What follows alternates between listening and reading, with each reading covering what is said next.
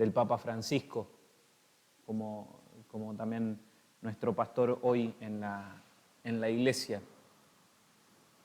Bueno, el encuentro de hoy vamos a contemplar Francisco y la iglesia. El jueves 2, el padre Seba nos compartía una dimensión de Francisco y la espiritualidad. Hoy me toca a mí compartirles algunos pantallazos de lo que es Francisco y la iglesia, centrándonos principalmente en lo que es la evangelización y la sinodalidad como dos grandes ejes, podríamos decir, de su pontificado. En primer lugar, quisiera traer hoy algunos momentos, algunos gestos. El lunes hablábamos con el padre Pablo Martínez y le preguntaba qué le parecía Francisco. Pablo viene de Buenos Aires, Bergoglio había sido obispo de él, y entonces Pablo me dice: Francisco es el Papa de la realidad. Y me quedé pensando en eso y fui viendo que Francisco lo que dice, lo hace. Lo que él nos invita a vivir, lo vive él. Y entonces quería repasar algunos gestos concretos, pero muy cargados de significados. Algunos de un montón de cientos que en 10 años se han ido dando. El primer viaje que Francisco hace fuera de Roma es un viaje que hace a la isla de Lampedusa. Unos días después del comienzo de su pontificado hay un gran naufragio de refugiados que huían de África. Ese naufragio deja 366 muertos, más de 20 desaparecidos y solo 155 sobrevivientes. Francisco reza ahí en las costas de esa isla. Es un drama que no para hasta el día de hoy. Quizás no está en el centro de la escena, pero el tema de los refugiados, de los migrantes, ha sido una línea constante en el pontificado de Francisco. El segundo de los viajes que Francisco hace es a Río de Janeiro, en la Jornada Mundial de la Juventud. Esa Jornada Mundial de la Juventud nos puede quedar con el gusto del solamente hagan lío, que le dijo a los jóvenes argentinos. Pero me parece fundamental traer y pensar que en esa jornada y en ese momento Francisco denuncia la exclusión, por un lado, de los ancianos, y lo dice claramente, dice: hay una eutanasia escondida, a los ancianos no se los cuida, no se los deja hablar, y hay una exclusión también de los jóvenes. No tienen trabajo, no tienen oportunidades de estudiar. Francisco empieza otra vez a darnos otras líneas. Bienvenida, Cris. Otro de los viajes, ya un poco más avanzado del pontificado, volvemos un cachito atrás, otro de los viajes un poco más avanzado del pontificado es el viaje que Francisco hace a Estados Unidos, y entonces en esa oportunidad habla ante el Congreso de Estados Unidos, el primer papa que habla en el Congreso de Estados Unidos, y lo aplauden. Lo aplauden todos los congresales de pie. Atrás de Francisco estaba Biden, el actual presidente de Estados Unidos. Pero me centro en el discurso que da en las Naciones Unidas. Y entonces Francisco pone y presenta delante de jefes de Estado, diplomáticos, embajadores y otros miembros de la ONU presentes los efectos actuales y a futuro de lo que él llama la cultura del descarte. Y él pide a los gobernantes expresamente que se actúe con voluntad efectiva, práctica, constante, que se den pasos concretos y medidas inmediatas, evitando un nominalismo declaracionista. Es decir, bueno, lo ponemos en los documentos, y ahí queda. No, se pone, se actúa, en vistas a la Agenda Mundial 2030, ¿no? Que no quede solamente en el papel, que se haga lo que se dice. Otro de los momentos que son muy importantes en el pontificado de Francisco es este encuentro que tiene con el gran imán musulmán. Y entonces él va a decir que este encuentro se da para tratar de evitar de aquí a futuro cualquier fanatismo religioso que atente contra la vida del otro. La vida del otro es sagrada para cristianos, para musulmanes, para judíos. La vida del otro es sagrada y entonces hacen un tratado. Después este pacto, este escrito, dará origen a Fratelli Tutti. Pero me parece muy importante rescatar lo que dice Francisco en esa oportunidad. Juntos, desde esta tierra de encuentro entre el cielo y la tierra, de alianzas entre los pueblos, entre los creyentes, repetimos un no alto y claro a toda forma de violencia, de venganza y de odio cometidos en nombre de la religión o en nombre de Dios. No matar en nombre de Dios, dicen los dos. Yo creo que si hay un momento que ha marcado un antes y un después en el pontificado de Francisco, ha sido la oración que Francisco hace en la Plaza San Pedro. Una plaza totalmente vacía, pero más de uno de todos nosotros estábamos ahí en la plaza. Una plaza totalmente en silencio, pero que escondía también los gritos de auxilio de muchos que morían en pasillos de hospital, que morían solos, de los médicos, de los enfermeros. Francisco en esa oportunidad dice, nos dimos cuenta de que estábamos en la misma barca, todos frágiles y desorientados, pero al mismo tiempo importantes y necesarios, todos llamados a remar juntos, todos necesitados de confortarnos mutuamente.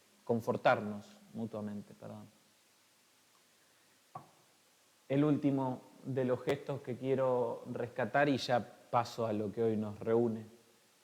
La oración que Francisco hace el 8 de diciembre pasado frente a la Inmaculada, rezando especialmente por el fin de la guerra en Ucrania. Voy a leer lo que dijo Francisco. Virgen Inmaculada, hubiera querido hoy traerte el agradecimiento del pueblo ucraniano por la paz que llevamos tanto tiempo pidiendo al Señor. En ese momento Francisco se quebró y lloró. Hace unos días un periodista argentino le preguntó si él lloraba. Le dijo, lloro, pero en privado. Pocas veces se me ha visto llorar. Esta imagen de él llorando no puede seguir hablando. Corta, agacha la cabeza y llora.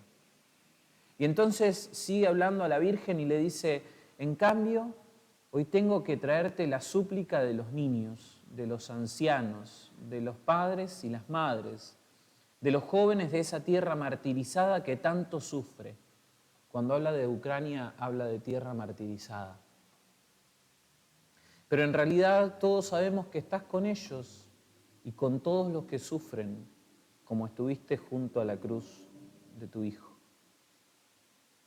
Son solamente 6 gestos, 6 momentos, 6 fotos de cientos que podríamos traer hoy.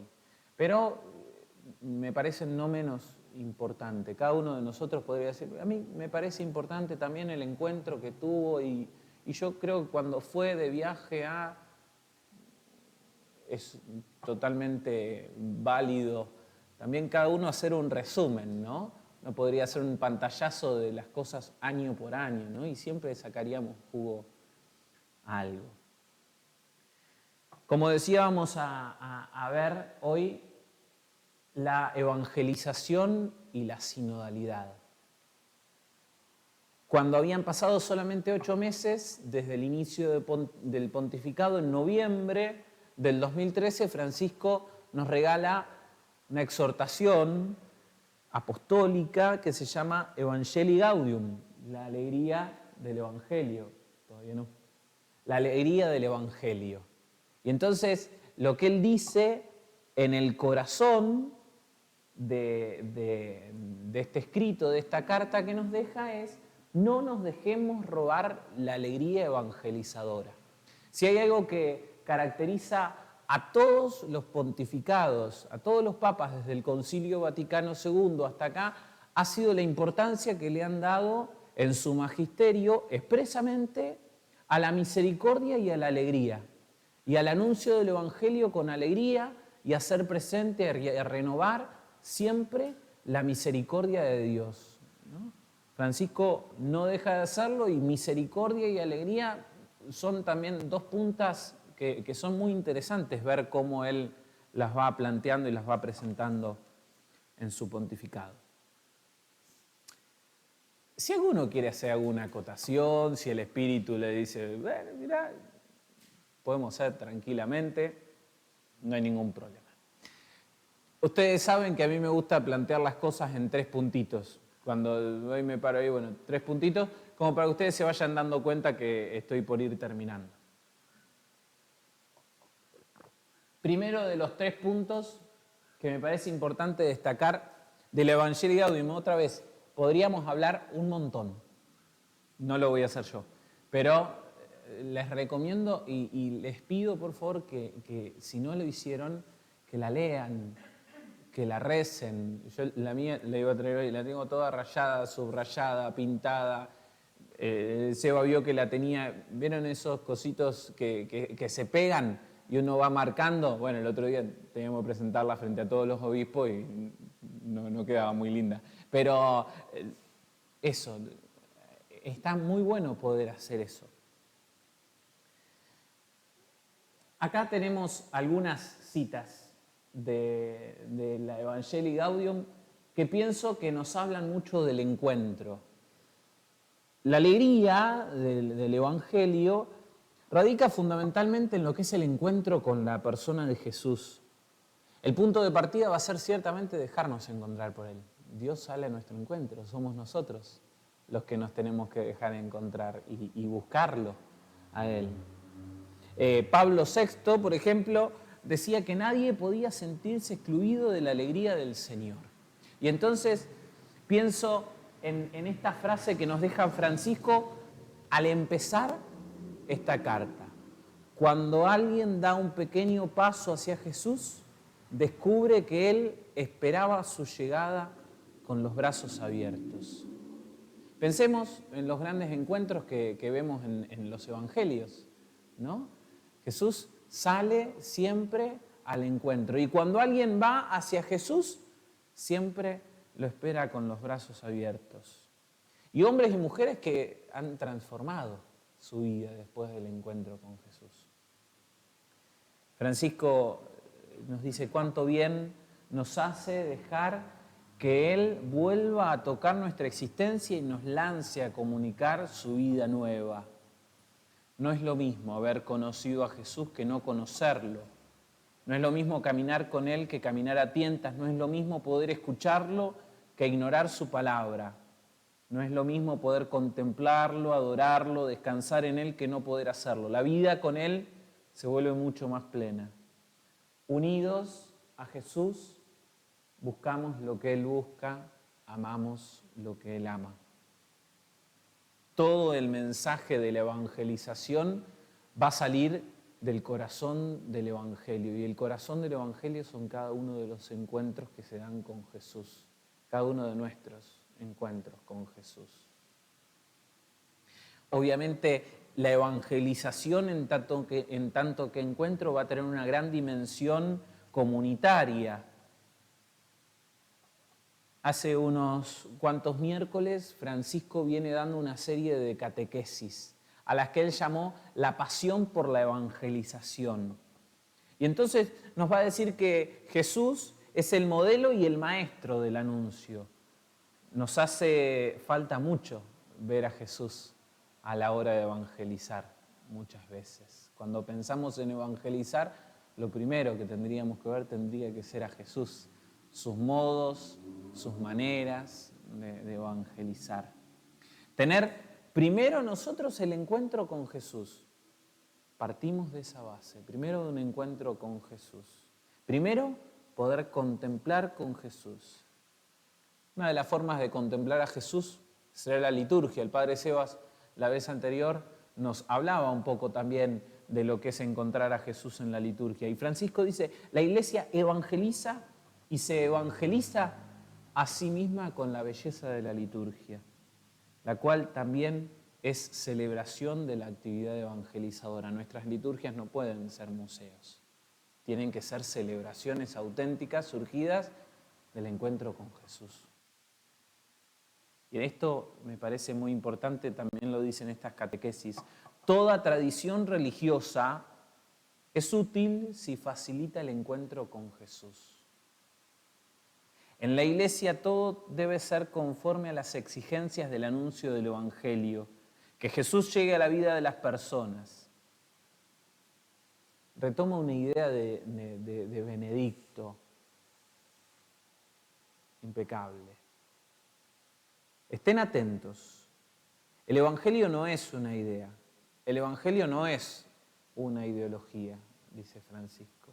El Evangelio es un anuncio que toca y cambia el corazón. Primer paso, lo primero importante en la evangelización tiene que ser el encuentro. Segundo lugar, la apertura. Creo que la imagen habla por sí sola, pero por las dudas traduzco un cachito. En Evangelii Gaudium dice, la Iglesia está llamada a ser siempre la casa abierta del Padre.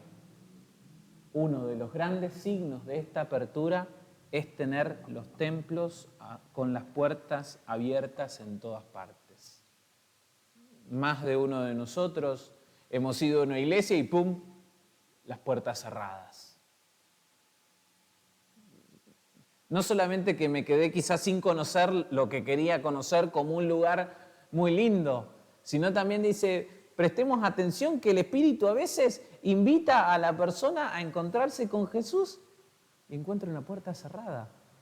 Una fachada muy linda, un templo muy lindo decorado, pero una puerta cerrada. Una puerta cerrada en un templo es gran expresión de la apertura que tenemos. Bueno, Padre, pero ¿y la seguridad? Te lo entiendo. Pero yo creo que si lo sentamos a Francisco acá, lo discutiría. Lo discutiría. ¿Qué es lo único que puede frenar la apertura de la iglesia? Dice Francisco. Una puerta cerrada. Es lo único que puede frenar la apertura de la iglesia. La iglesia no puede cerrarse y no puede cerrar las puertas a nadie. No puede cerrar las puertas a nadie. Tampoco, mejor dicho, todos pueden participar de alguna manera en la vida eclesial, dice Francisco. Todos. La puerta de entrada es siempre el bautismo. Pero muchas veces nosotros vamos cerrando puertas. No, vos pasaste hasta acá, de acá en más no pasás. Y entonces Francisco dice, todos pueden integrar la comunidad. No podemos cerrar las puertas a la Eucaristía. No podemos cerrar las puertas a la Eucaristía. Todas estas convicciones, todo esto que Francisco dice, tiene sus consecuencias pastorales. La apertura de la iglesia tendrá su consecuencia pastoral.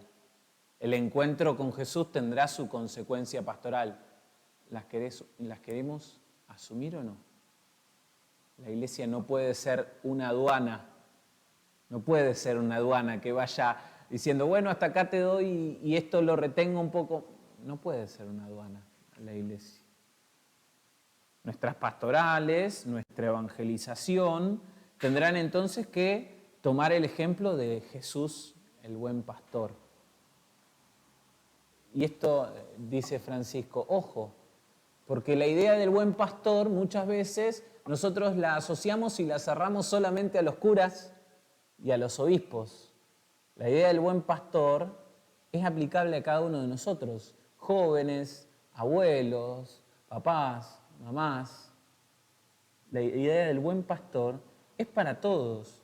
Es una tarea dentro de la evangelización que nos corresponde a todos. Jesús deja las 99 ovejas y sale a buscar a la que está perdida. Cuando se va alguien de nuestros grupos, ¿cuántas veces, dice Francisco, vamos a ver qué le pasó? Muchas veces la respuesta más fácil será, bueno, que se arregle él con lo que le haya pasado, cuando tenga ganas que vuelva. Eso no lo hace Jesús con la oveja que se pierde. Arriesga todo y la va a buscar. ¿Nos da vergüenza? ¿Nos da miedo ir a buscar a los que se van? No es ir a molestarlos, no es ir a llenarles la cabeza para que vuelvan, es preocuparnos por el otro. Jesús nos pide acercarnos siempre a todos y con el corazón abierto. Ir especialmente al encuentro de los marginados y los pecadores. A Jesús lo acusaban de esto, de estar siempre con los pecadores. Ir al encuentro de los marginados y los pecadores. También pienso hoy en Brochero. Una de las grandes tentaciones que podemos tener en cuanto a esto de la apertura de la iglesia es tener en nuestros grupos como una especie de casting, como si fuesen un club. Si vos cumplís determinada tal o cual condición, podés entrar en nuestro grupo, podés pertenecer a la iglesia incluso. Si sos así o así, perteneces a la iglesia. Si no, una lástima. La idea en torno a la evangelización es ser iglesia, es ser pueblo de Dios. Y en el pueblo están todos. En nuestro pueblo están todos. Luján, una gran cantidad de gente. Los partidos de alrededor, una gran cantidad de gente. Pero ¿cuántos estamos en la iglesia? Y en esto de ser pueblo me parece muy importante porque muchas veces nos cuesta como iglesia entender lo que hace a un pueblo ser pueblo. Una de las bases de un pueblo es su cultura. Y entonces, cuando para ingresar a la iglesia tenemos que dejar de lado parte de nuestra cultura, o cuando para celebrar tenemos que dejar de lado parte de nuestra cultura, ahí va empezando a hacer ruido. Francisco dice, bien entendida, la diversidad cultural no amenaza la unidad de la iglesia. La evangelización reconoce gozosamente las múltiples riquezas que el Espíritu engendra en la iglesia. Una iglesia abierta, una iglesia que reconoce que todos sus miembros son llamados de igual manera, es cierto, con distintos carismas, con distintas funciones, podríamos decirle, pero todos llamados para la evangelización. Cada uno de los bautizados es un agente evangelizador. Ninguno de nosotros podemos decir, no, yo no tengo que evangelizar. Si yo trabajo en la farmacia, en la metalúrgica, no sé si alguno trabaja en una farmacia, dije farmacia porque se me vino. La evangelización es un servicio. Nadie puede sentirse ajeno y nadie puede sentirse patrón, nadie puede sentirse dueño de la evangelización. Somos todos servidores de la evangelización, llamados a evangelizar y a dejarnos evangelizar. Llamados a evangelizar y a dejarnos evangelizar. Quizás empezamos a peinar algunas canas. Yo tengo un par por acá adelante y acá al costado. Nunca terminamos de evangelizarnos. Nunca terminan otros de evangelizarnos.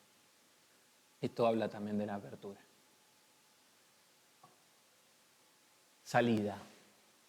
Francisco insiste, salgamos a ofrecer a todos la vida de Jesucristo.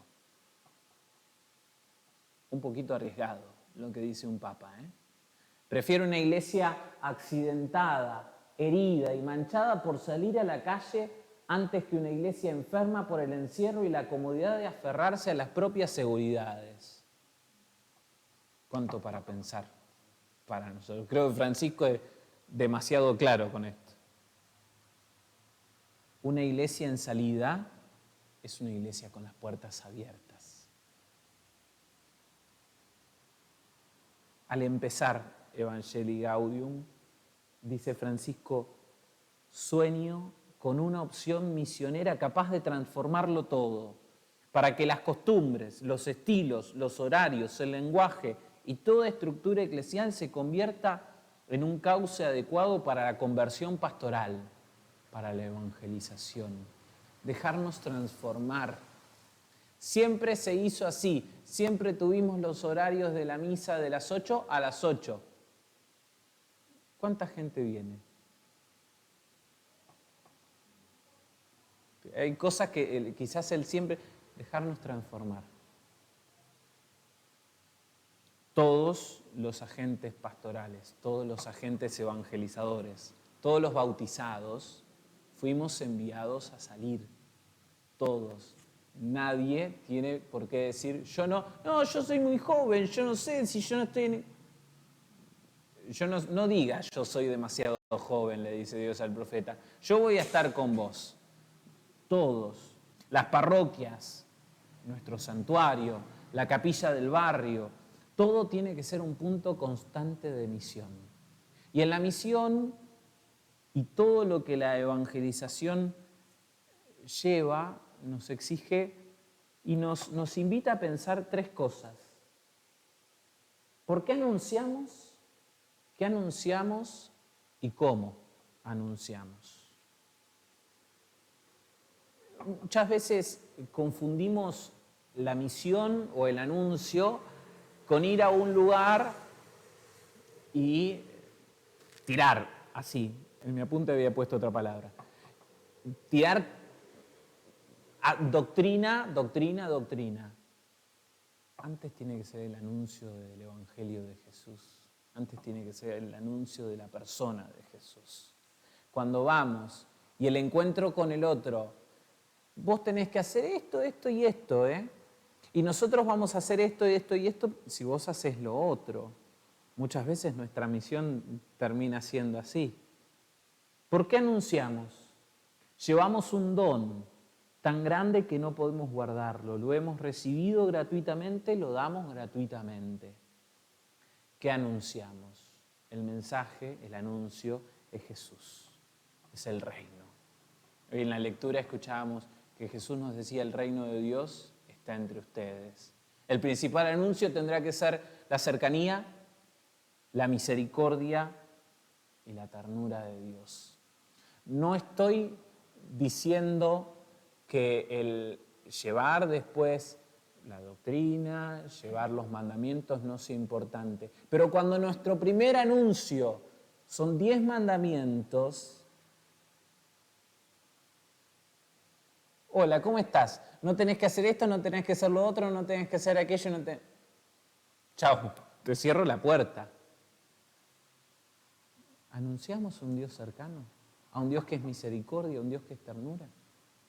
¿Cómo anunciamos? Y en esto Jesús habla un montón y en cada oportunidad les dice a los discípulos, bueno, pero fíjense cómo están haciendo esto, Fíjense cómo van y cómo anuncian. Maestro, pero fuimos y no pasó nada. Bueno, y nos da también a nosotros el Evangelio, porque dice, bueno, cuando vayan a anunciar no lleven nada. ¿Cómo nos cuesta?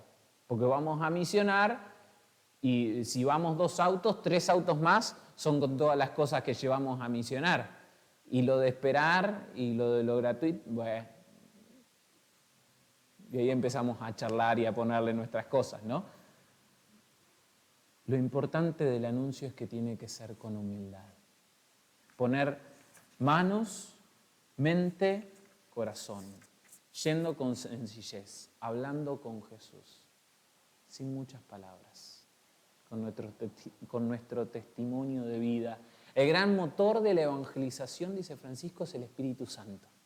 Él es el que nos mueve. A Él tenemos que escuchar.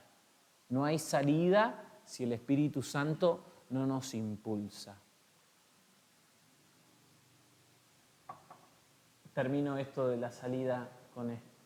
Hace falta pasar de una pastoral de la mera conservación a una pastoral decididamente misionera. Pasar de una pastoral de la mera conservación, guardamos todo así, que no se rompa, a una pastoral misionera. Prefiero una iglesia accidentada por salir, a enferma por quedarse encerrada. Ya que estamos hablando de salida, es mi momento para salir corriendo. Bueno, me quedo un rato más. Cuando hablamos de salida nos invita a pensar un camino y nos invita a pensar en caminar juntos. Y eso es la sinodalidad. La sinodalidad es caminar juntos. Sínodo significa caminar juntos. Y lo importante es no caminar solos. Cuando hemos hecho peregrinaciones a Luján, no camines solo, anda con otros. No camines solo. No. Si caminamos solos, casi seguro que podemos llegar a quedar en el camino. Contar siempre con los hermanos. En esto Francisco en el Evangelii Gaudium lo deja claro, porque podemos correr algunos riesgos, ¿no? Dice, contar siempre con los hermanos y especialmente con la guía de los obispos, en un sabio y realista discernimiento pastoral. El obispo es el pastor encargado de la porción del pueblo de Dios en una diócesis. Pero me dijiste de caminar juntos y ahora volvemos del obispo. Es el que está encargado del cuidado como pastor de las ovejas. También Francisco le da a los obispos y les dice, miren, ustedes caminen adelante, caminen en el medio y caminen atrás, dejen que la gente camine sola. No le vamos a dar a los obispos ahora. Pero lo que nos invita es también a caminar juntos con ellos. Caminar juntos. Pero antes, cuando se cumplen 50 años de la Secretaría para el Sínodo que hace Pablo VI después del concilio, Francisco tiene una alocución, por así decirlo, ¿no? Y entonces les dice, el camino de la sinodalidad es el camino que Dios espera de la iglesia en el tercer milenio. Pensemos la iglesia, ¿no? Pensemos cómo fue marcando la historia de la iglesia a lo largo del tiempo. Quizás el primer tiempo fue una gran expansión, la iglesia por todos lados. Un tiempo en que fue conservar, guardar, que se hicieran las cosas de una forma y no de otra. La iglesia en el tercer milenio tendrá que ser sinodal, tendrá que invitarnos a caminar juntos. Juntos. Como decía, la iglesia siempre ha sido sinodal. Cuando comienza el anuncio de los paganos, Pablo y Bernabé se enfrentan con algunos problemas. El padre Seba empieza a hacer así, es algo que él nos puede explicar muchísimo mejor, pero ¿qué pasa? Ellos sienten la necesidad de volver y de ponerse en contacto con los que habían quedado en Jerusalén. Volver es no cortarse solo. Volver es decir, bueno, ¿cómo seguimos caminando de acá adelante? Bueno, miren, la cosa no es tan fácil cuando vuelven, ¿eh? La cosa no es tan fácil. En un momento se pone bastante picante. Teníamos un profesor que dice, bueno, capaz que alguna mano haya volado por ahí. ¿O no, padre Seba, que levanta la mirada? Pero desde el principio la iglesia entendió que también en las diferencias, que también en los desencuentros, que también charlando con el que no piensa como yo, podemos crecer. Y también con el que no piensa como yo, podemos caminar juntos. El Espíritu Santo será el que se encargará de sanar siempre y cuando estemos abiertos del corazón. Siempre y cuando estemos abiertos. El amor a la gente es una fuerza espiritual que facilita el encuentro pleno con Dios, hasta el punto de que quien no ama al hermano, camina en las tinieblas, permanece en la muerte y no ha conocido a Dios. Todos juntos, los bautizados. Hermoso, fácil decirlo, pero después, para llevarlo a práctica, es algo que nos cuesta constantemente. Bueno, tendrá que ser un desafío que querramos y que tendremos que afrontar. Esta imagen me pareció, pero súper valiosa. Francisco, en el viaje que hace a Río de Janeiro, visita una favela, una villa. Y entonces vemos cómo los de seguridad de Francisco están haciendo su trabajo. Pero la gente lo quiere tocar. La gente quiere estar cerca de él. Bueno, esto también es caminar juntos. ¿Cuántos episodios hay en el Evangelio que venían y los discípulos trataban de sacar a la gente de Jesús? No, que esta mujer se calle. Maestro, atendela porque nos cansa con los gritos. Nos cansa con los... ¿Cuántas veces, no? Intentamos separar.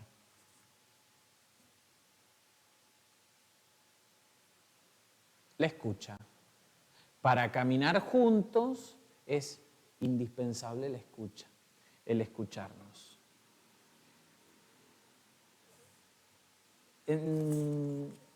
La escucha, que la tengo acá, me había pasado hoja. Un verdadero encuentro solo nace de la escucha. Pensemos en los encuentros de Jesús. Jesús primero escucha y después actúa. ¿Qué querés que haga por mí? ¿Qué querés que haga por vos? Maestro, que yo pueda ver. Lo veía ciego, pero igual le pregunta, ¿qué querés que haga por vos? Que yo vea. Bueno, entonces vas a ver. Jesús, antes de actuar, escucha al Padre, reza. Jesús escucha a su madre, hace algo, no tienen vino. Mujer, no llegó mi hora. Pero la escucha. Escucha los gritos de los que están oprimidos por la enfermedad, por el pecado. Jesús siempre escucha. Jesús no tiene miedo de escuchar con el corazón y no solo con los oídos, nos dice Francisco. En nuestro itinerario sinodal, dice Francisco, permitimos a las personas que se expresen, que caminen en la fe, aun cuando tengan recorridos de vida difíciles, que contribuyan a la vida de la comunidad sin que se les pongan trabas, sin que sean rechazadas o juzgadas. ¿Cuántos hay que tienen realidades distintas?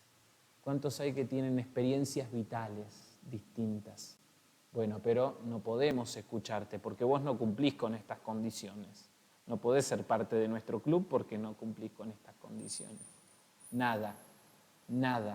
Incluso a los que no están dentro de la iglesia, en el sínodo, está invitado a escucharse y está la obligación de hacerlo cercano a todos, incluso a los que no están adentro de la iglesia.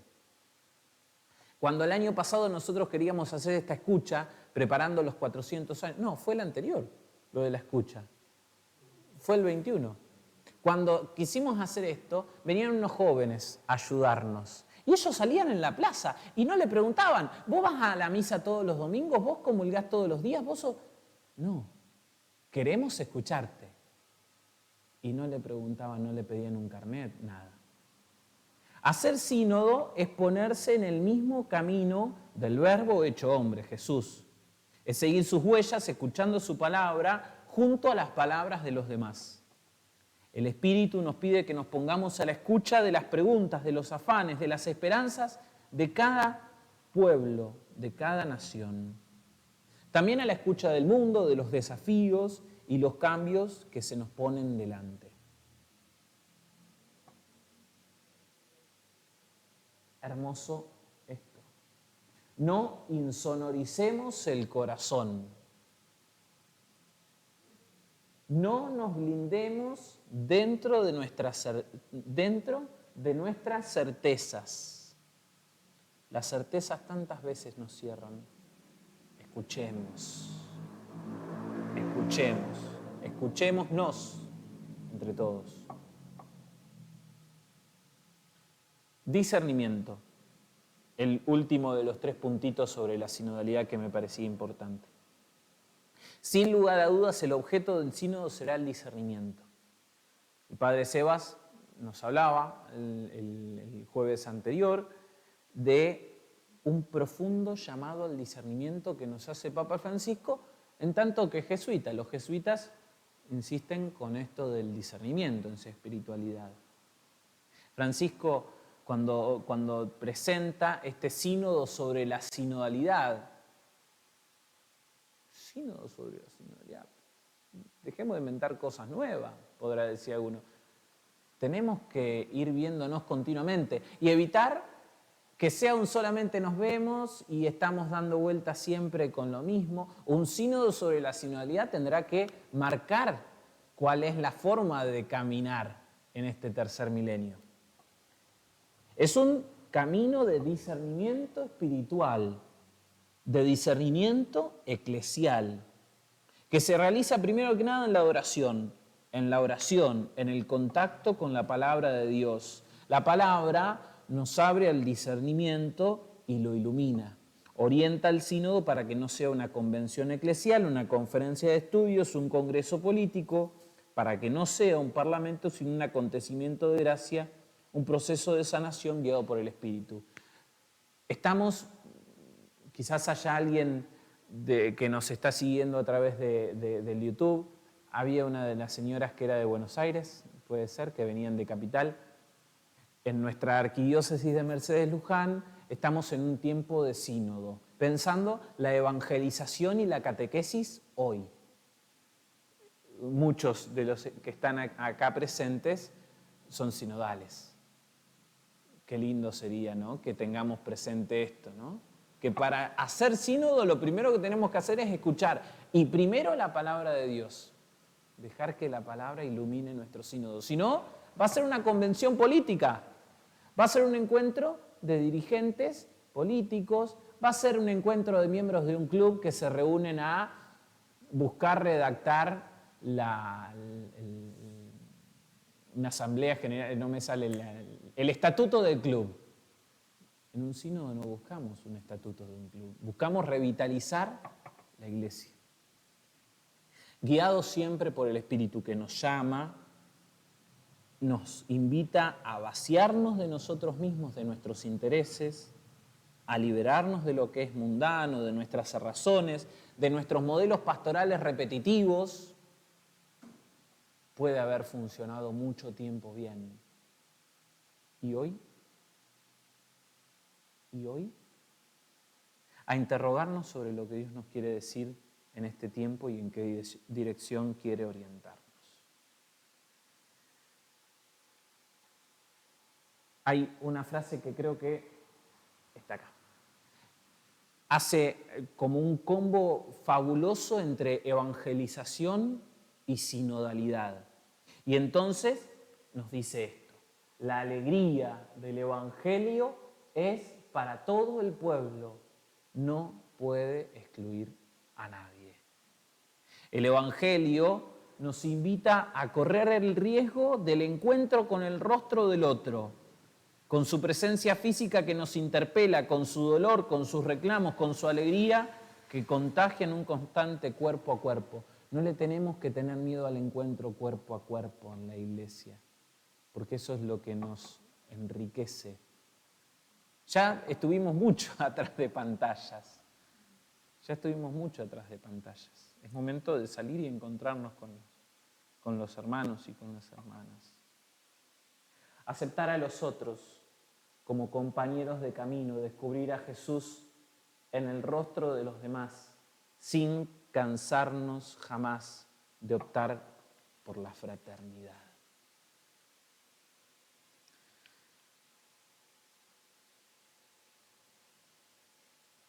No nos dejemos robar la alegría evangelizadora. No nos dejemos robar la alegría evangelizadora. El padre Seba, la vez anterior, nos hablaba de la liturgia, de esta carta tan linda que ha hecho el Papa Desiderio Desideravi. A mí me parecía importante no dejar sin hablar un poco de los jóvenes.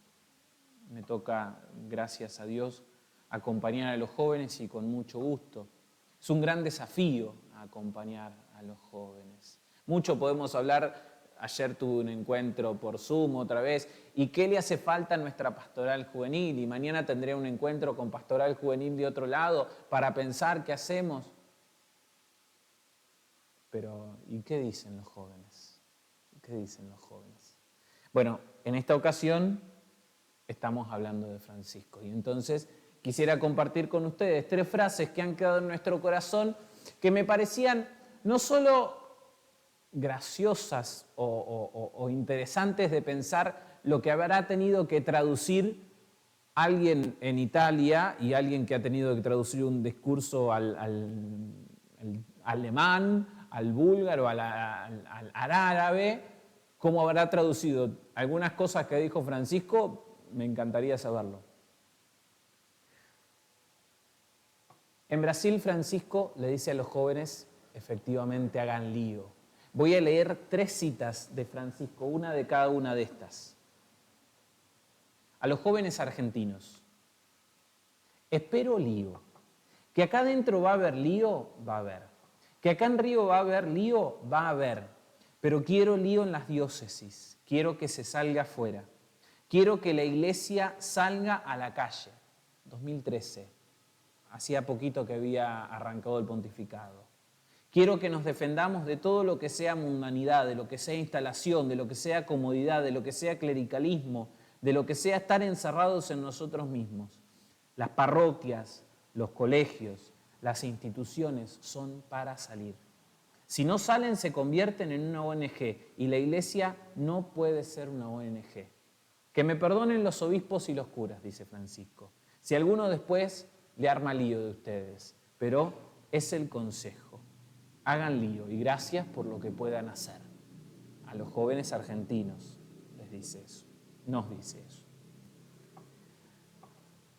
El segundo de los ítems que nos han marcado y me han marcado también a mí como joven es este, no balconeen la vida. Es un llamado profundo que le hace a los jóvenes a ser protagonistas, a todos a ser protagonistas, digo yo. Tu corazón, corazón joven, quiere construir un mundo mejor. Sigo las noticias del mundo y veo que tantos jóvenes en muchas partes del mundo han salido por las calles para expresar el deseo de una civilización más justa y fraterna. Los jóvenes en la calle. Los jóvenes son jóvenes que quieren ser protagonistas del cambio. Por favor, no dejen que otros sean los protagonistas del cambio. Ustedes son los que tienen el futuro, ustedes. Por ustedes, les dice Francisco a los jóvenes, entra el futuro en el mundo. A ustedes les pido que sean protagonistas de este cambio. Los jóvenes son el presente.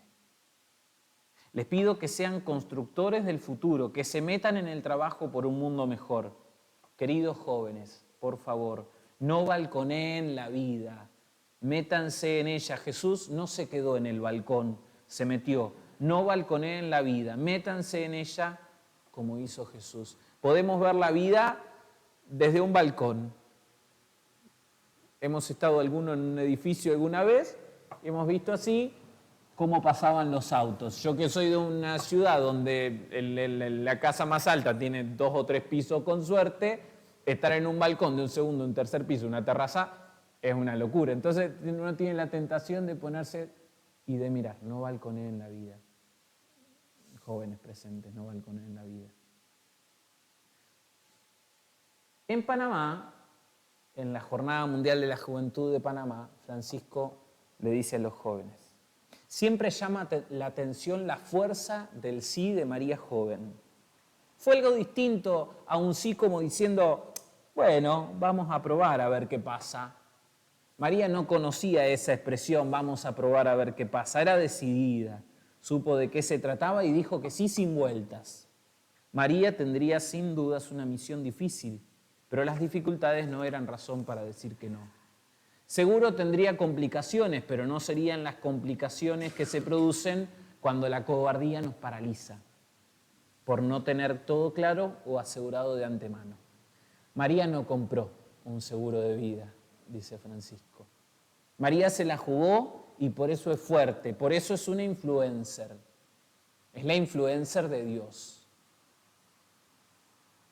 El sí y las ganas de servir fueron más fuertes que las dudas y las dificultades. Termino con esto. En el último capítulo del Evangelii Gaudium, Francisco llama a María la estrella de la nueva evangelización. Dice que con su oración maternal nos ayude para que la Iglesia llegue a ser una casa para muchos, una madre para todos los pueblos y haga posible el renacimiento de un mundo nuevo. No sé si todos llegan a ver este fragmento. ¿No? Te paso la hoja, está allá atrás, ¿querés? El que no llegue, los que lleguen a ver, y también, no sé, Seba, si podemos hacer un poquito de zoom ahí al fragmento ese. Me parece que a modo de oración y para consagrarle a la Virgen también este deseo de un mundo nuevo, de una nueva evangelización, bueno, podemos también unirnos y rezar juntos este fragmento. Pidámosle a la Virgencita de Luján que nos acompañe en este tiempo de sínodo en nuestra diócesis, pero que acompañe también todo el sínodo universal. Un largo, desafiante, pero muy lindo camino. Estrella de la nueva evangelización, ayúdanos a resplandecer en el testimonio de la comunión, del servicio, de la fe ardiente y generosa, de la justicia y el amor a los pobres, para que la alegría del Evangelio llegue hasta los confines de la tierra y ninguna periferia se libre de su luz. Amén. Le rezamos una Ave María a la Virgencita.